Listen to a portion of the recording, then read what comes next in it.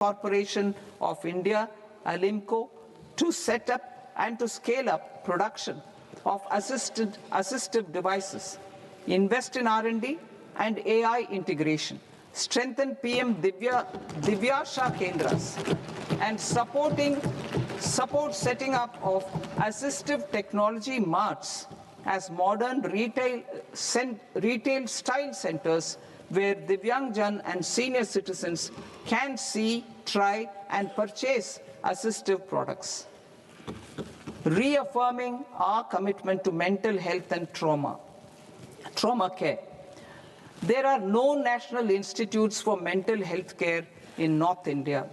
We will therefore set up a NIMHANS 2 and also upgrade national mental health institutes in Ranchi and in Tezpur as regional apex institutions. Emergencies expose families, particularly the poor and vulnerable, to unexpected expenditure. We will strengthen and increase these capacities by 50% in district hospitals by establishing emergency and trauma care centers. Focus on Purvodaya states and northeastern regions. Purvodaya, I propose the development of an integrated East Coast industrial corridor with a well-connected node at Durgapur, creation of 5 tourism destinations in 5 Purvodaya states, and the provision of 4,000 e-buses. Buddhist sites in northeastern region. The northeastern region is a civilizational confluence of Theravada and Mahayana or Vajrayana traditions. I propose to launch a scheme for development of Buddhist circuits in Arunachal Pradesh, Sikkim, Assam, Manipur, Mizoram, and Tripura. The scheme will cover preservation of temples and monasteries, pilgrimage interpretation centers, connectivity, and pilgrim amenities. 16th Finance Commission.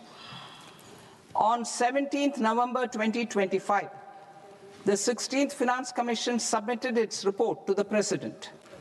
As mandated under Article 281 of the Constitution, the government is to lay the report along with the explanatory memorandum on the action taken report on the recommendations of the Commission in Parliament, which, Sir, Honourable Speaker, you've allowed me to do at the commencement of this session. The government has accepted the recommendation of the Commission to retain the vertical share of devolution at 41%.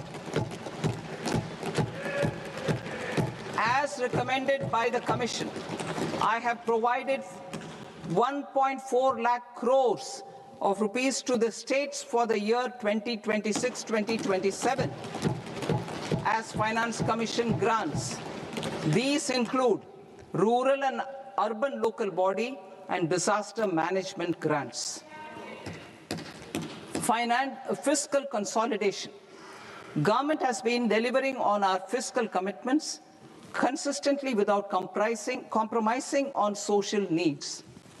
To strive towards accepted standards of fiscal management in Budget 25-26, I had indicated that the central government would target reaching a debt to GDP ratio of 50 plus or minus 1% by 2030-31.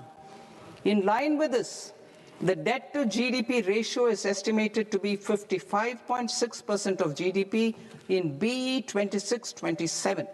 compared to 56.1% of GDP in RE 25-26. A declining debt to GDP ratio will gradually free up resources for priority sector lending and expenditure by reducing the outgo on interest payments. One of the main operational instruments for debt targeting is the fiscal deficit. I am happy to inform this august House that I fulfilled my commitment made in 2021-2022 to reduce fiscal deficit below 4.5% of GDP by 25-26. In RE 25-26, the fiscal deficit has been estimated at par with BE of 2025-26 at 4.4% of GDP. In line with the new fiscal prudence path of debt consolidation, the fiscal deficit in BE 26-27 is estimated to be 4.3% of the GDP.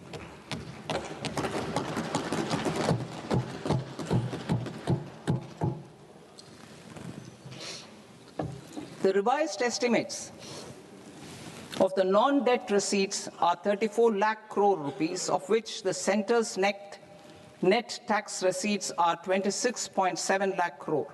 The revised estimate of the total expenditure is 49.6 lakh crore rupees, of which the capital expenditure is about 11 lakh crores. Budget estimates 2026 to 2027. Coming to 26-27, the non-debt receipts and the total expenditure are estimated as 36.5 lakh crore and 53.5 lakh crore respectively.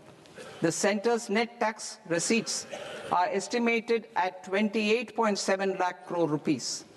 To finance the fiscal deficit, the net market borrowings from dated securities are estimated at 11.7 lakh crore rupees.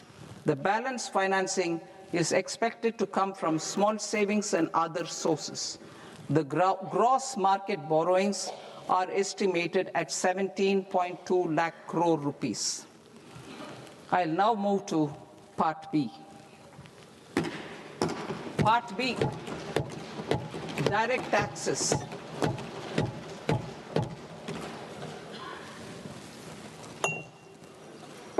Honorable Speaker, sir, I now present my proposals on direct taxes. New Income Tax Act. In July 2024, I announced a comprehensive review of the Income Tax Act 1961.